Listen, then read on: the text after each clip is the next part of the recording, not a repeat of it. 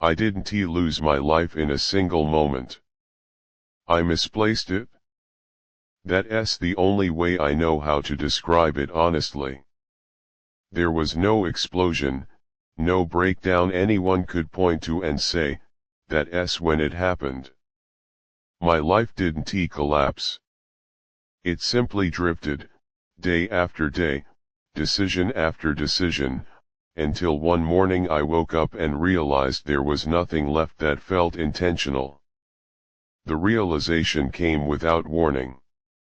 I was brushing my teeth, staring at my own reflection, when a thought crossed my mind so calmly it scared me. I don't recognize the person living this life.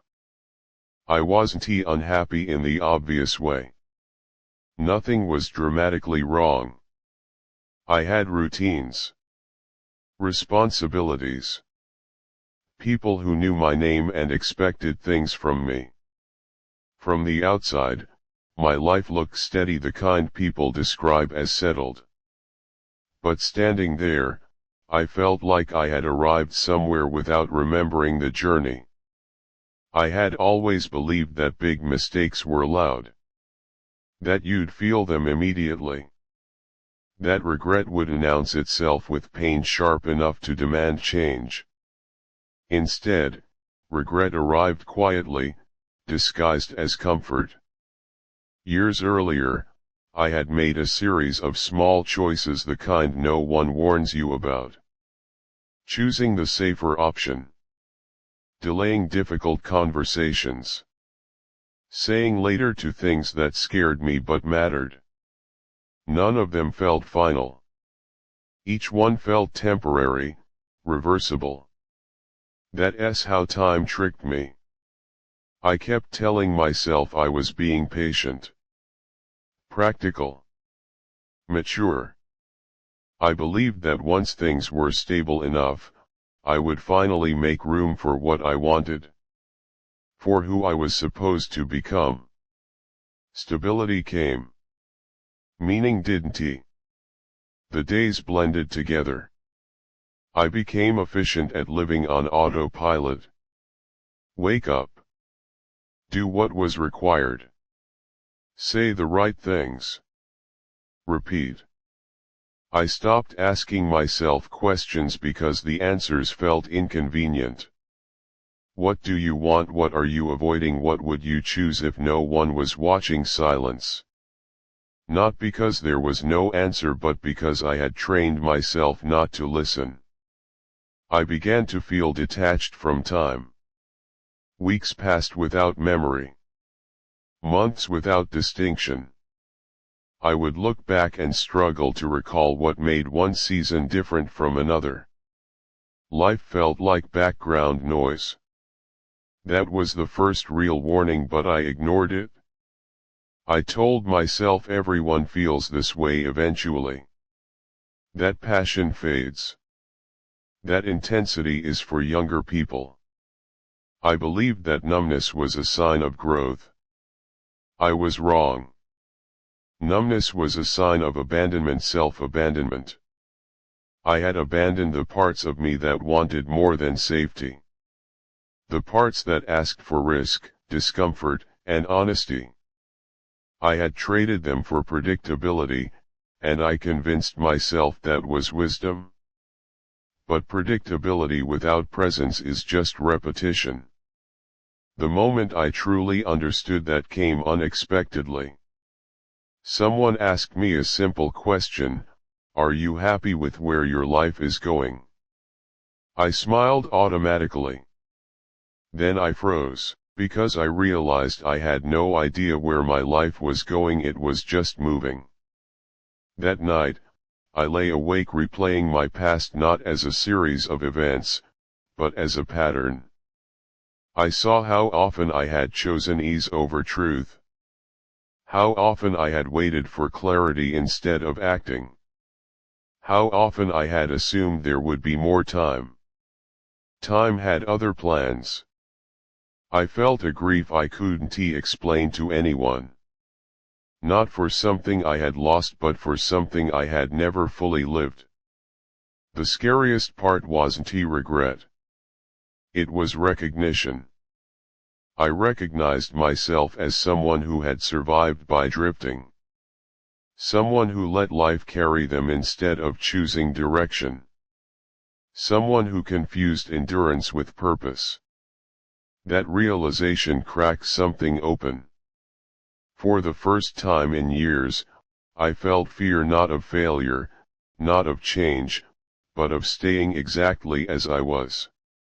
I imagined myself years from now, still functioning, still reasonable, still absent. The image terrified me. That was when the idea of escape first appeared. Not escape to somewhere specific. Escape from passivity. Escape from the slow erosion I had mistaken for normal life. I didn't want to disappear dramatically. I wanted to wake up. But waking up meant admitting something I had avoided for years: no one had stolen my life from me. I had let it drift away. And if I didn't interrupt that drift soon, there would be nothing left to reclaim. Once the awareness settled in, it changed the texture of everything. I still lived the same days, but now they felt heavier, as if each hour carried a quiet accusation. I noticed how often I reached the end of an evening unable to say what I had actually done, not in tasks, but in choices. My life had become a sequence of reactions, not decisions. That realization triggered a slow internal collapse. Not a dramatic one. No tears in public places. No shouting into pillows. Just a constant, gnawing pressure in my chest, like time itself was leaning against me, waiting for an answer. I began to question memories I had always accepted as normal. Why had I stayed in situations long after they stopped making sense? Why had I chosen paths I never felt excited about? Why did I always assume that discomfort meant danger rather than direction? The answer was uncomfortable and simple. I was afraid to choose. Choosing meant responsibility. Choosing meant owning the outcome. Choosing meant admitting that if my life felt empty, I had played a role in that emptiness. So instead, I drifted. Drifting gave me plausible deniability. If nothing was chosen, nothing could be blamed. I could tell myself that circumstances had led me here, that life had simply unfolded this way. That story had protected me for years. Now it sounded like a lie. I started noticing the physical symptoms of living without intention. A constant fatigue that sleep didn't fix. A strange irritation at small interruptions. A sense of panic when I thought about the future, not because it looked difficult, but because it looked exactly the same. The idea that terrified me most was not failure. It was continuity.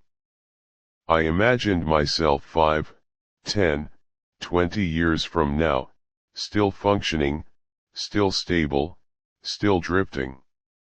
Still explaining my life with words like fine, okay, it works. Still telling myself it was too late to change course. That image made my stomach turn. The breakdown reached its peak one evening when I realized I couldn't remember the last time I had felt fully present. Not productive. Not busy. Present. The kind of presence where time feels real, where your actions feel connected to your values. I had lost that somewhere along the way. And I didn't know how to get it back. That's when the moral dilemmas surfaced. I could continue drifting and protect everyone from inconvenience, including myself. I could keep meeting expectations, keep maintaining the life I had built, keep pretending that absence was just maturity. Or I could interrupt everything. Interrupt routines. Interrupt assumptions. Interrupt the version of myself everyone had learned to rely on. Interrupting meant loss. It meant uncertainty. It meant becoming someone unpredictable, possibly disappointing, possibly misunderstood. I didn't know which loss I could survive. I tried to make small changes first. Adjustments that didn't threaten the structure. New habits. New routines. Tiny risks that felt controlled. They helped briefly, like fresh air in a sealed room. But the core problem remained. I wasn't living deliberately. I was editing my life instead of authoring it. That realization brought a darker thought, one I resisted with everything I had. If I didn't choose now, my life would choose for me. And it wouldn't choose kindly. I noticed how quickly time moved when I wasn't paying attention. Weeks evaporated. Months blurred. The older I got, the faster everything seemed to pass, as if time accelerated in proportion to how little I engaged with it. That scared me. I began to feel urgency, not panic, but pressure. A sense that something essential was at stake, something that could still be saved if I acted, but not indefinitely. The idea of starting over stopped feeling romantic. It felt necessary. Not a clean slate. Not a reinvention. Just a deliberate break in the pattern of passivity. A refusal to let another year disappear without being lived consciously. But taking responsibility for my life meant accepting something painful. No one was going to give me permission. There would be no clear sign. No external validation. No moment where everything aligned perfectly and said, now. Waiting for certainty was just another form of drifting. I understood then that my crisis wasn't about escaping my life. It was about choosing it or choosing something else intentionally, for the first time. And that choice terrified me more than any mistake ever could. Because mistakes can be explained. A wasted life cannot. I stood at that edge for weeks, suspended between awareness and action, between regret for what I had lost and fear of what I might lose next. I knew the final step would change everything. I just didn't know yet whether I was brave enough to take it. The choice didn't arrive as a single moment of bravery. It arrived as a quiet refusal. One morning, I woke up with the same familiar weight in my chest, the same sense that the day ahead would dissolve into routine if I let it. And for the first time, I didn't ask myself what I should do. I asked myself what I was no longer willing to repeat. That question changed everything. I didn't quit my life overnight. I didn't disappear or burn bridges. I stopped drifting, and that was louder than any dramatic exit. I began to make decisions slowly, deliberately, even when they were uncomfortable. Decisions that didn't optimize for ease. Decisions that required explanation. Decisions that felt risky not because they were dangerous, but because they were honest. The first consequences were subtle and unsettling. People noticed a hesitation where certainty used to be. A pause where agreement had been automatic. They asked if I was okay. If something was wrong. If this was just a phase. I didn't know how to answer them yet. Because the truth was, I was dismantling a life that had been built on momentum rather than intention. And dismantling looks messy from the inside. There were losses. Some relationships thinned. Some opportunities closed quietly. Stability wavered. I felt the fear I had avoided for years finally surface not as panic, but as doubt. Had I waited too long? Had I misunderstood myself? Was this just another illusion, another story I was telling to justify disruption? Those questions followed me relentlessly. But beneath them, something else began to emerge: presence. I started noticing time again. The length of an afternoon. The texture of silence. The difference between choosing rest and collapsing into it. I noticed how my body responded when I said yes to something that mattered, and how it tightened when I almost agreed out of habit. For the first time in years, my reactions made sense. That didn't make life easier. It made it real. There were nights when regret hit hard. Not regret for the choices I was making now, but for the years I had let slip by. For all the mornings I had woken up numb and accepted it as normal. For all the moments I had postponed living because I was waiting to feel ready. Readiness had been the lie. No one feels ready to reclaim their life. You feel afraid, uncertain, late.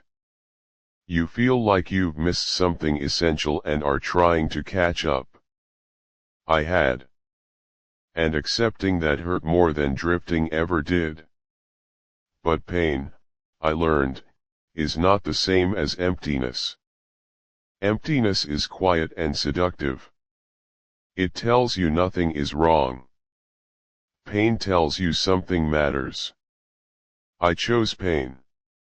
I chose the discomfort of responsibility over the comfort of passivity. I chose to live in a way that required me to pay attention, to own outcomes, to accept that no one would applaud me for finally being awake. The second chance I wanted didn't come as a reward. It came as accountability. I stopped waiting for life to feel meaningful before engaging with it.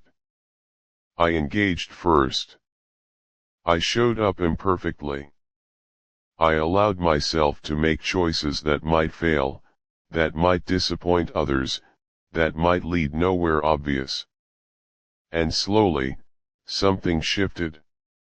Life stopped feeling like something that was happening to me.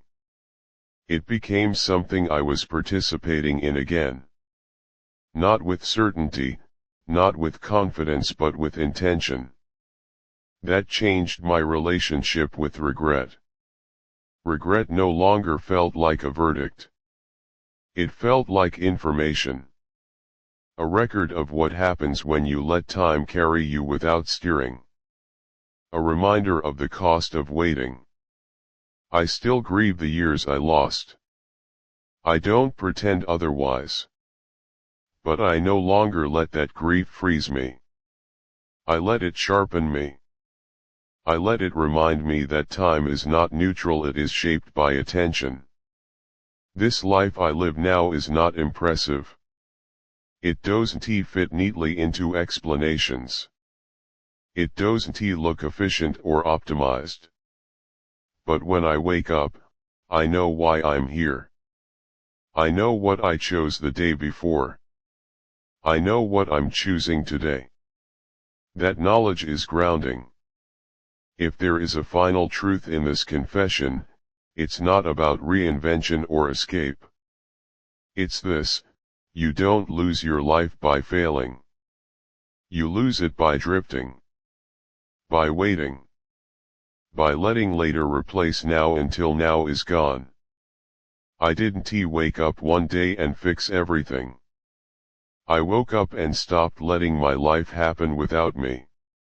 And that late, imperfect, unfinished is the moment my life finally stopped drifting and started belonging to me.